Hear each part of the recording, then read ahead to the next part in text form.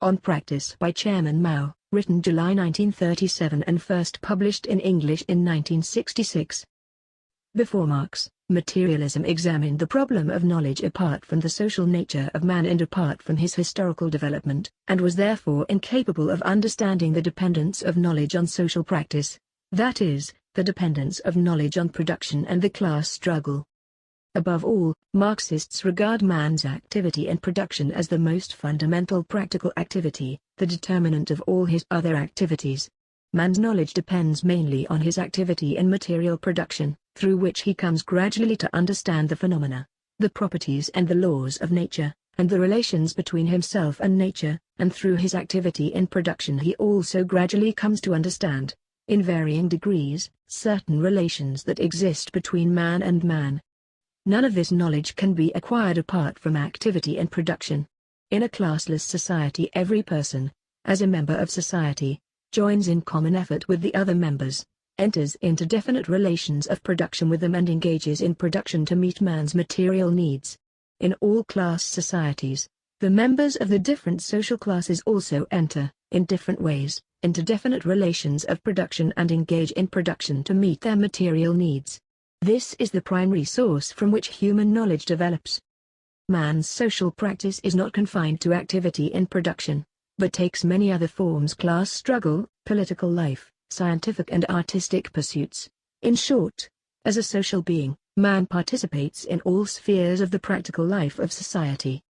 Thus man, in varying degrees, comes to know the different relations between man and man, not only through his material life but also through his political and cultural life, both of which are intimately bound up with material life.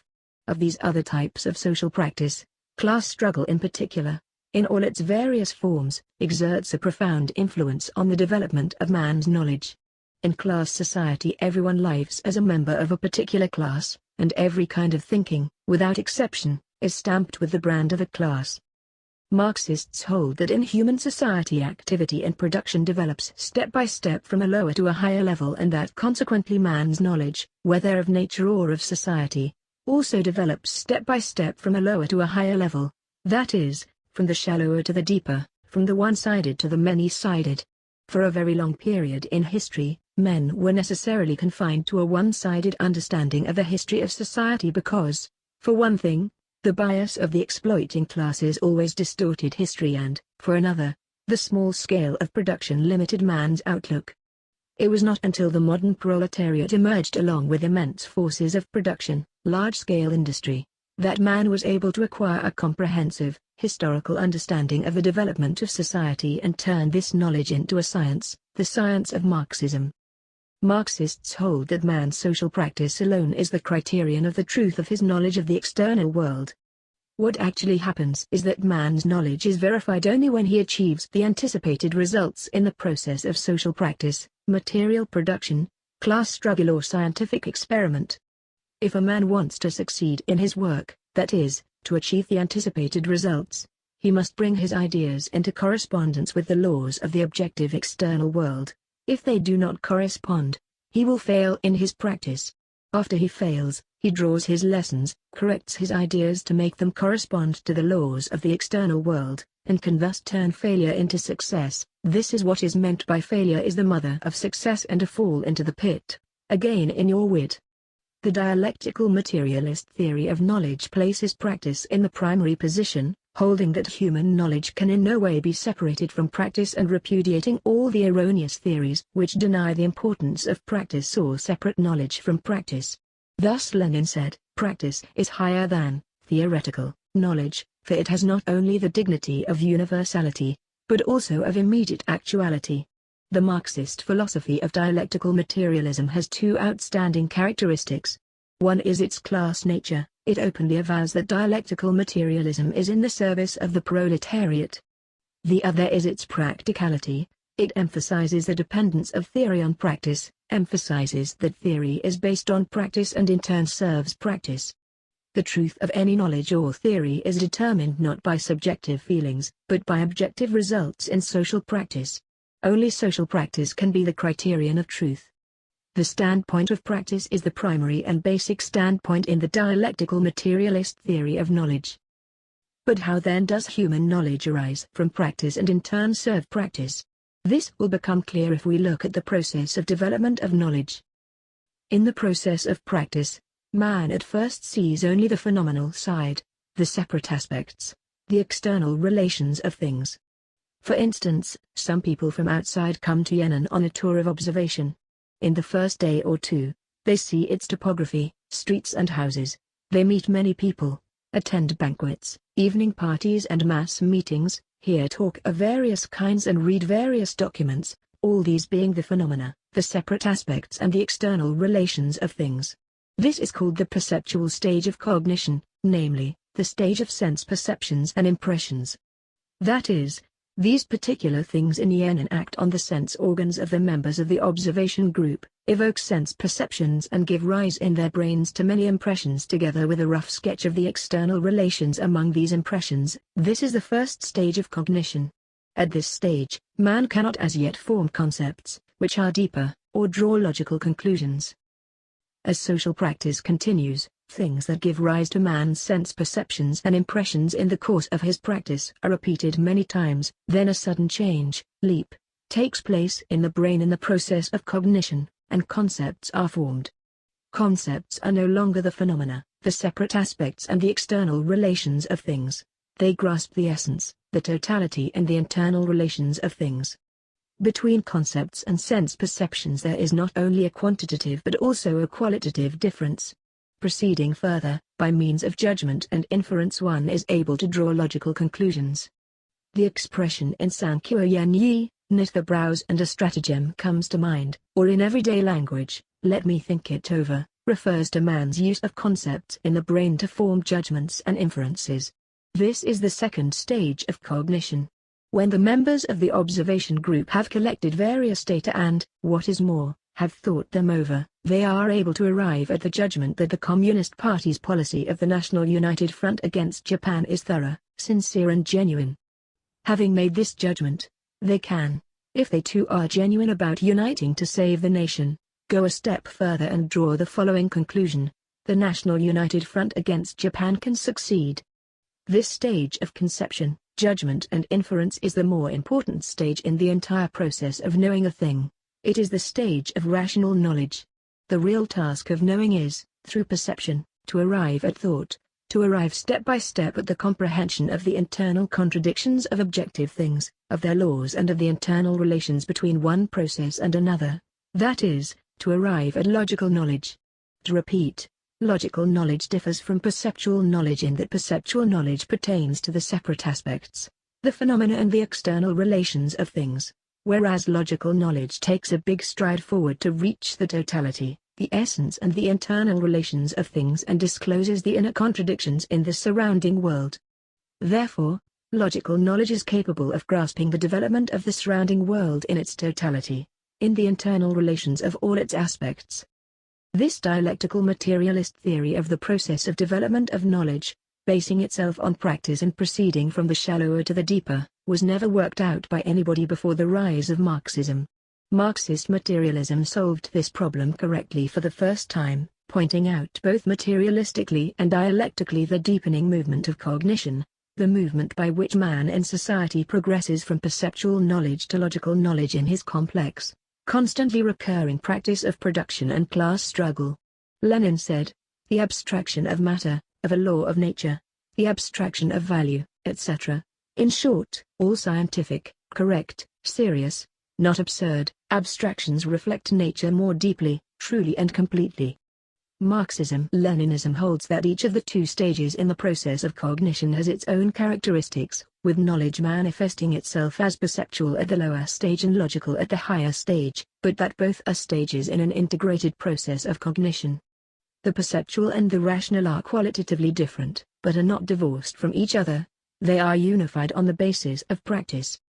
Our practice proves that what is perceived cannot at once be comprehended and that only what is comprehended can be more deeply perceived. Perception only solves the problem of phenomena. Theory alone can solve the problem of essence. The solving of both these problems is not separable in the slightest degree from practice. Whoever wants to know a thing has no way of doing so except by coming into contact with it, that is, by living, practicing, in its environment.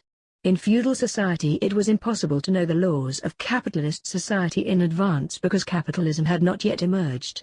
The relevant practice was lacking. Marxism could be the product only of capitalist society.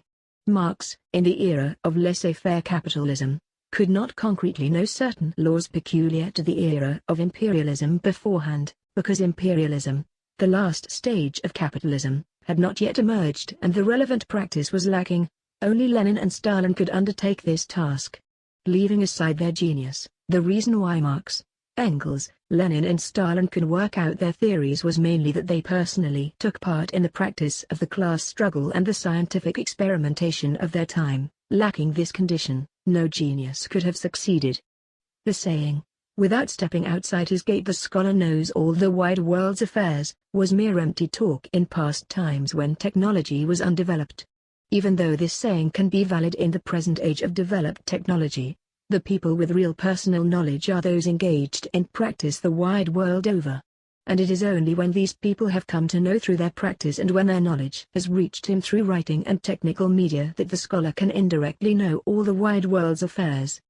If you want to know a certain thing or a certain class of things directly, you must personally participate in the practical struggle to change reality, to change that thing or class of things, for only thus can you come into contact with them as phenomena. Only through personal participation in the practical struggle to change reality can you uncover the essence of that thing or class of things and comprehend them.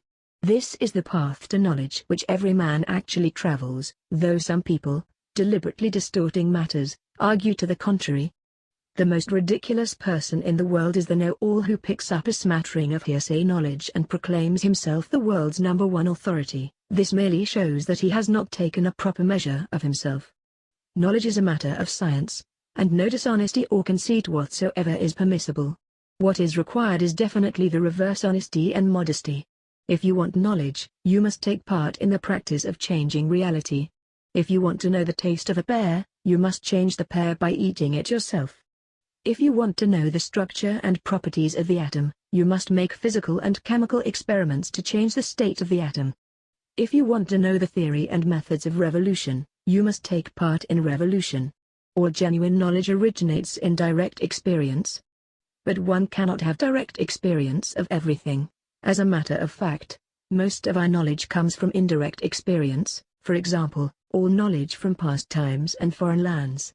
To our ancestors and to foreigners, such knowledge was or is a matter of direct experience, and this knowledge is reliable if in the course of their direct experience the requirement of scientific abstraction, spoken of by Lenin, was or is fulfilled and objective reality scientifically reflected, otherwise it is not reliable.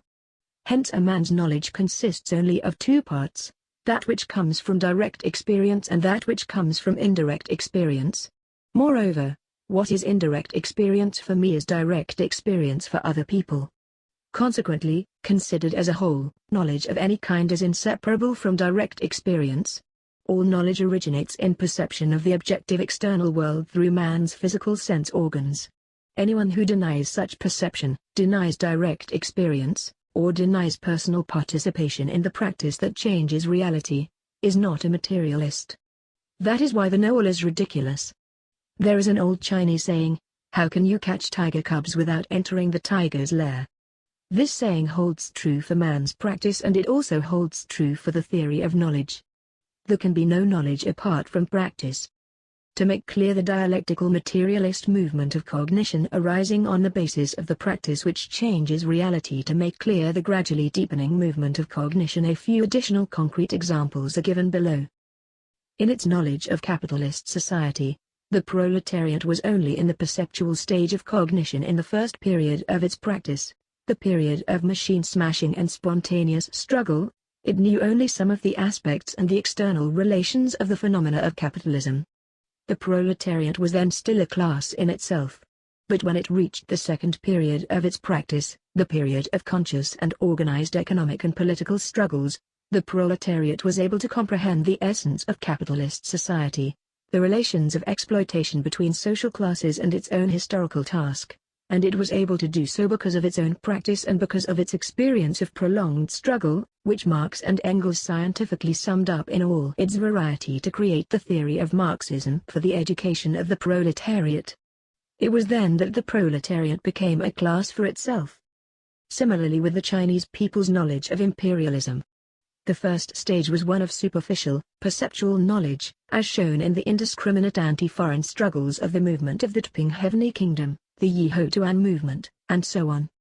It was only in the second stage that the Chinese people reached the stage of rational knowledge, saw the internal and external contradictions of imperialism and saw the essential truth that imperialism had allied itself with China's comprador and feudal classes to oppress and exploit the great masses of the Chinese people.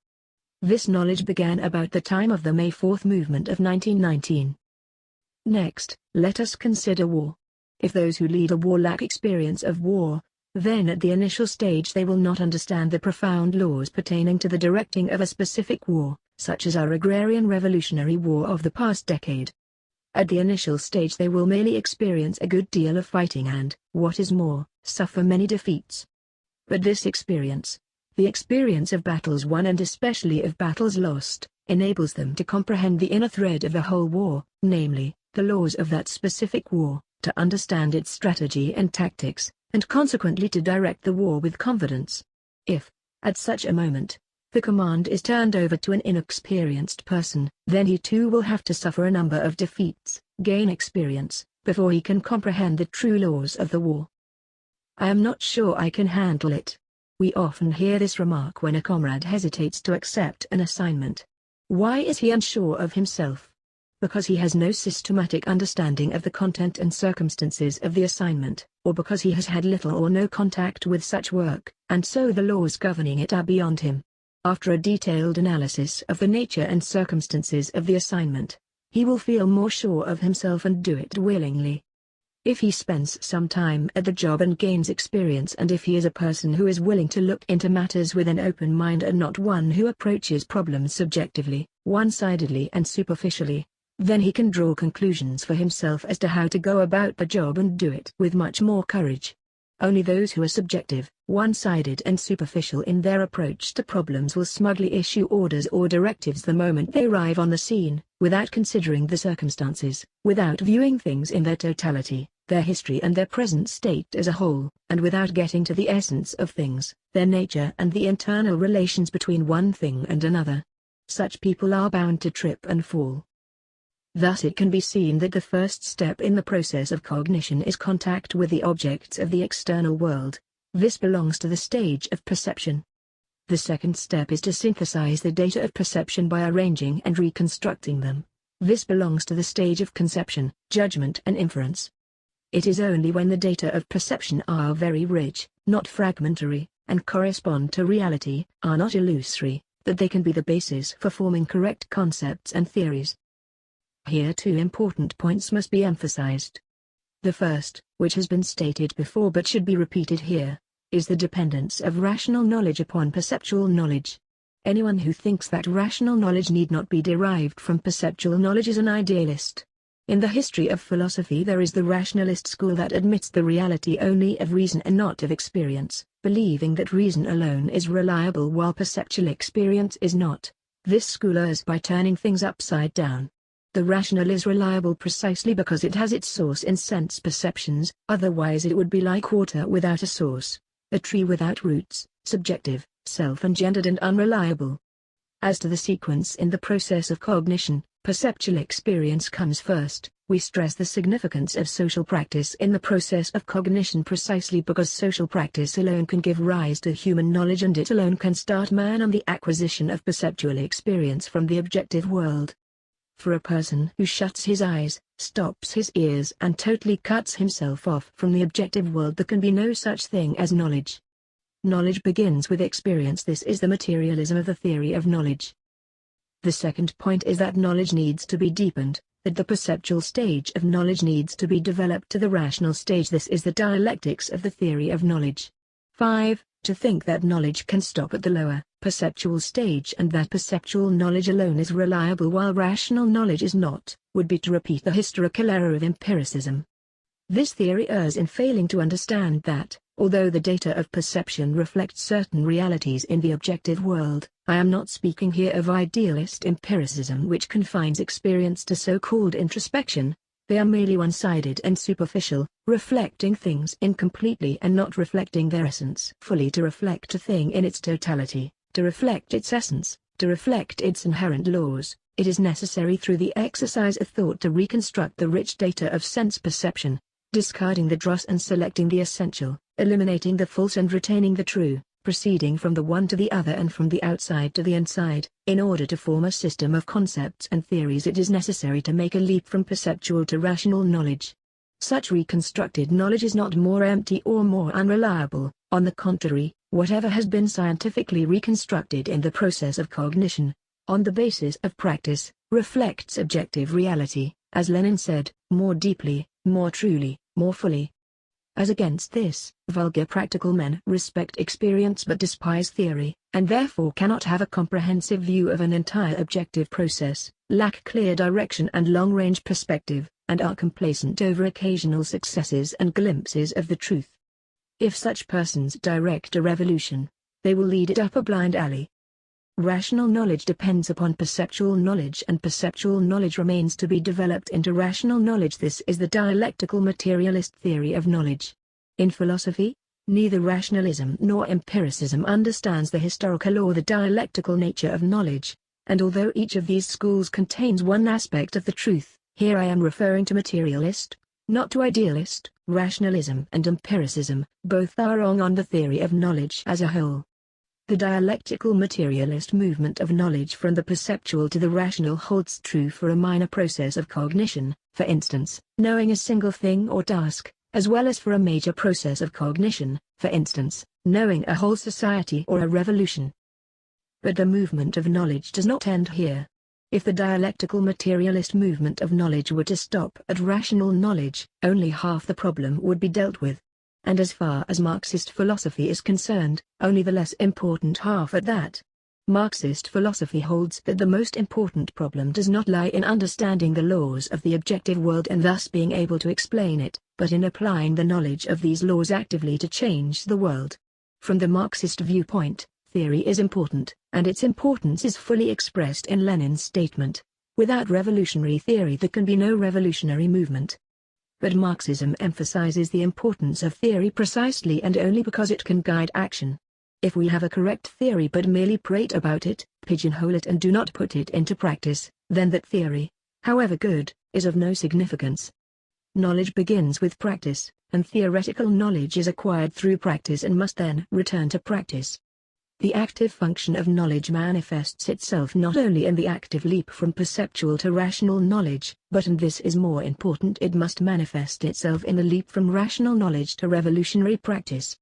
The knowledge which grasps the laws of the world must be redirected to the practice of changing the world, must be applied anew in the practice of production, in the practice of revolutionary class struggle and revolutionary national struggle, and in the practice of scientific experiment. This is the process of testing and developing theory, the continuation of the whole process of cognition. The problem of whether theory corresponds to objective reality is not, and cannot be, completely solved in the movement of knowledge from the perceptual to the rational, mentioned above. The only way to solve this problem completely is to redirect rational knowledge to social practice, apply theory to practice and see whether it can achieve the objectives one has in mind. Many theories of natural science are held to be true not only because they were so considered when natural scientists originated them, but because they have been verified in subsequent scientific practice. Similarly, Marxism-Leninism is held to be true not only because it was so considered when it was scientifically formulated by Marx, Engels, Lenin and Stalin, but because it has been verified in the subsequent practice of revolutionary class struggle and revolutionary national struggle. Dialectical materialism is universally true because it is impossible for anyone to escape from its domain in his practice. The history of human knowledge tells us that the truth of many theories is incomplete and that this incompleteness is remedied through the test of practice. Many theories are erroneous and it is through the test of practice that their errors are corrected. That is why practice is the criterion of truth and why the standpoint of life, of practice, should be first and fundamental in the theory of knowledge. Stalin has well said, "Theory becomes purposeless if it is not connected with revolutionary practice, just as practice gropes in the dark if its path is not illumined by revolutionary theory." When we get to this point, is the movement of knowledge completed? Our answer is, it is and yet it is not. When men in society throw themselves into the practice of changing a certain objective process, whether natural or social, at a certain stage of its development, they can, as a result of the reflection of the objective process in their brains and the exercise of their subjective activity, advance their knowledge from the perceptual to the rational, and create ideas, theories, plans or programs which correspond in general to the laws of that objective process. They then apply these ideas, theories, plans or programs in practice in the same objective process. And if they can realize the aims they have in mind, that is, if in that same process of practice they can translate, or on the whole translate, those previously formulated ideas, theories, plans or programs into fact, then the movement of knowledge may be considered completed with regard to this particular process. In the process of changing nature, take for example the fulfillment of an engineering plan, the verification of a scientific hypothesis, the manufacture of an implement or the reaping of a crop, or in the process of changing society, take for example the victory of a strike, victory in a war or the fulfillment of an educational plan. All these may be considered the realization of aims one has in mind. But generally speaking, whether in the practice of changing nature or of changing society, men's original ideas, theories, plans or programs are seldom realized without any alteration. This is because people engaged in changing reality are usually subject to numerous limitations. They are limited not only by existing scientific and technological conditions but also by the development of the objective process itself and the degree to which this process has become manifest. The aspects and the essence of the objective process have not yet been fully revealed. In such a situation, ideas, theories, plans or programs are usually altered partially and sometimes even wholly, because of the discovery of unforeseen circumstances in the course of practice. That is to say, it does happen that the original ideas, theories, plans or programs fail to correspond with reality either in whole or in part and are wholly or partially incorrect. In many instances, failures have to be repeated many times before errors in knowledge can be corrected and correspondence with the laws of the objective process achieved, and consequently before the subjective can be transformed into the objective, or in other words, before the anticipated results can be achieved in practice. But when that point is reached, no matter how, the movement of human knowledge regarding a certain objective process at a certain stage of its development may be considered completed. However, so far as the progression of the process is concerned, the movement of human knowledge is not completed. Every process, whether in the realm of nature or of society, progresses and develops by reason of its internal contradiction and struggle, and the movement of human knowledge should also progress and develop along with it. As far as social movements are concerned, true revolutionary leaders must not only be good at correcting their ideas, theories, plans or programs when errors are discovered, as has been indicated above, but when a certain objective process has already progressed and changed from one stage of development to another, they must also be good at making themselves and all their fellow revolutionaries progress and change in their subjective knowledge along with it, that is to say, they must ensure that the proposed new revolutionary tasks and new working programs correspond to the new changes in the situation. In a revolutionary period the situation changes very rapidly. If the knowledge of revolutionaries does not change rapidly in accordance with the changed situation, they will be unable to lead the revolution to victory. It often happens, however, that thinking lags behind reality. This is because man's cognition is limited by numerous social conditions. We are opposed to diehards in the revolutionary ranks whose thinking fails to advance with changing objective circumstances and has manifested itself historically as right opportunism. These people fail to see that the struggle of opposites has already pushed the objective process forward while their knowledge has stopped at the old stage. This is characteristic of the thinking of all diehards. Their thinking is divorced from social practice, and they cannot march ahead to guide the chariot of society. They simply trail behind, grumbling that it goes too fast and trying to drag it back or turn it in the opposite direction. We are also opposed to left phrase-mongering. The thinking of leftists outstrips a given stage of development of the objective process. Some regard their fantasies as truth, while others strain to realize in the present an ideal which can only be realized in the future. They alienate themselves from the current practice of the majority of the people and from the realities of the day, and show themselves adventurous in their actions. Idealism and mechanical materialism, opportunism and adventurism, are all characterized by the breach between the subjective and the objective, by the separation of knowledge from practice. The Marxist-Leninist theory of knowledge, characterized as it is by scientific social practice, cannot but resolutely oppose these wrong ideologies. Marxists recognize that in the absolute and general process of development of the universe, the development of each particular process is relative, and that hence, in the endless flow of absolute truth, man's knowledge of a particular process at any given stage of development is only relative truth. The sum total of innumerable relative truths constitutes absolute truth. The development of an objective process is full of contradictions and struggles, and so is the development of the movement of human knowledge. All the dialectical movements of the objective world can sooner or later be reflected in human knowledge. In social practice, the process of coming into being, developing and passing away is infinite, and so is the process of coming into being, developing and passing away in human knowledge.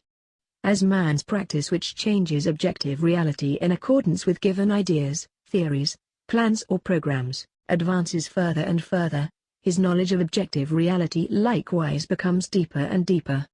The movement of change in the world of objective reality is never-ending, and so is man's cognition of truth through practice. Marxism-Leninism has in no way exhausted truth but ceaselessly opens up roads to the knowledge of truth in the course of practice. Our conclusion is the concrete, historical unity of the subjective and the objective, of theory and practice, of the knowing and doing, and we are opposed to all erroneous ideologies, whether left or right, which depart from concrete history. In the present epoch of the development of society, the responsibility of correctly knowing and changing the world has been placed by history upon the shoulders of the proletariat and its party. This process, the practice of changing the world, which is determined in accordance with scientific knowledge, has already reached a historic moment in the world and in China, a great moment unprecedented in human history, that is, the moment for completely banishing darkness from the world and from China, and for changing the world into a world of light such as never previously existed.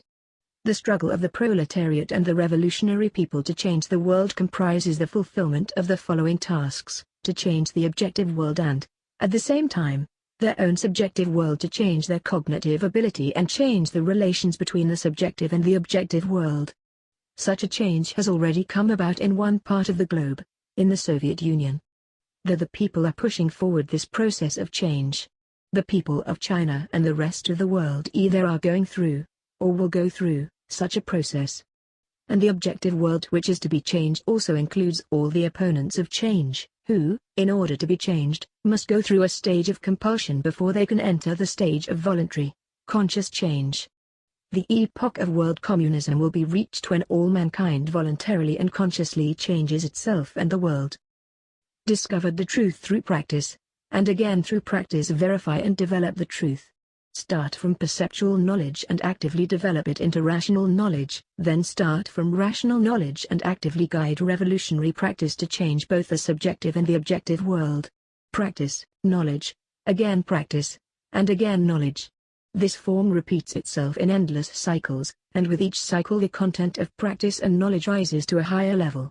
Such is the whole of the dialectical materialist theory of knowledge, and such is the dialectical materialist theory of the unity of knowing and doing.